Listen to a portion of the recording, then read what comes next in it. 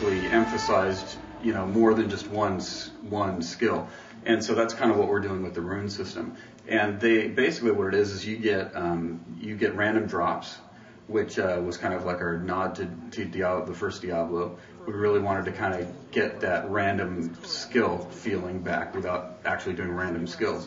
So you get these random drops, and you can slot them in different skills, different spells, and they're removable. So it's not like you're stuck with it. And half the fun is just testing out the different runes and seeing what they do. What can players expect from the new Battle.net?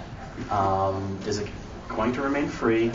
And will there be any concept of downloadable content involved with it? Basically, what we're doing with Battle.net is we are making the best online gaming experience.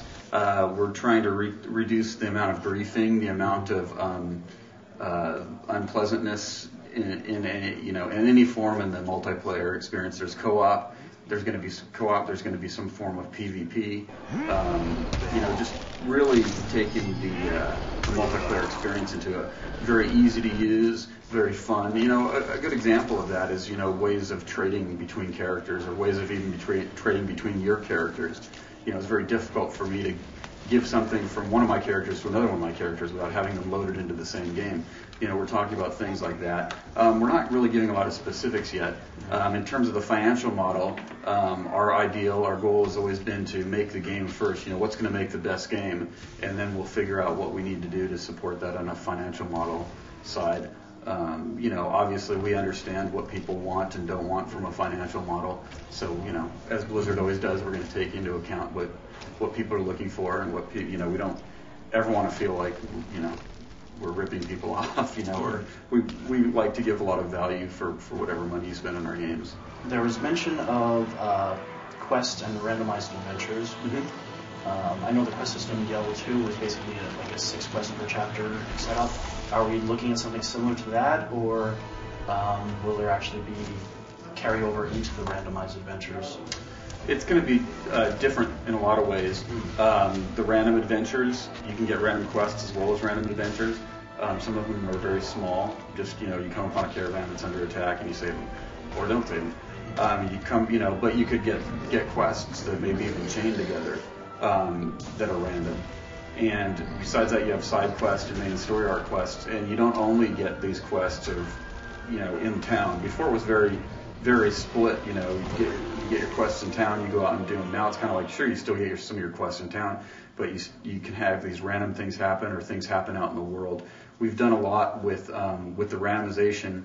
What we did on the outdoors, the randomization in the dungeon is still pretty much the same. What we've done in the outdoors is statically built.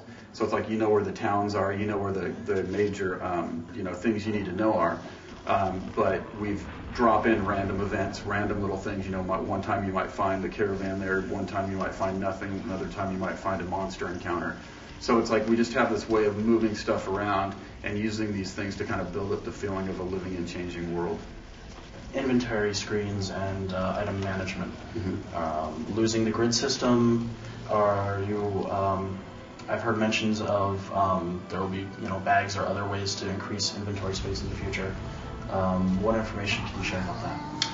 Well, once again, we're just looking for the best gaming experience, and we felt, you spend a lot of time just trying to figure out ways to fit things into your inventory when it was, the whole puzzle, mm-hmm. and that kind of took away for a lot of us from the fun of, running forward and getting into the action. And we're toying with a whole bunch of different ideas. I mean, none of that stuff is finalized. I think Jay might have even spoken at length about it mm-hmm. during his panels.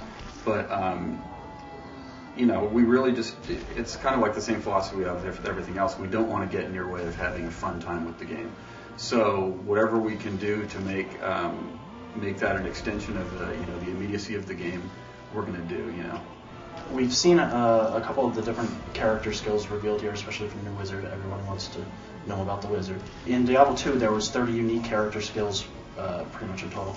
Are there any character skills that are going to be specifically agnostic, like across all characters, or is it all going to be each one specific for each class? It's going to be very specific for each class because they play so much differently. I mean, the reason our goal for the different characters is that they each kind of have a different gameplay niche.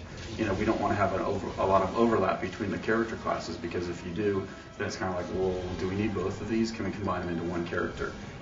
It's just, you know, there's so many different reasons for it. You get the replayability, which is one of our main selling points in the Diablo franchise.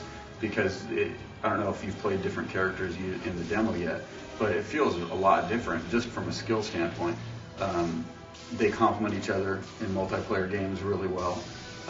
You know, so there's just a whole raft of reasons we customize them differently, and we really, you know, if we had one skill that everybody had access to that kind of starts watering it down, you know, it really makes it more generic feeling.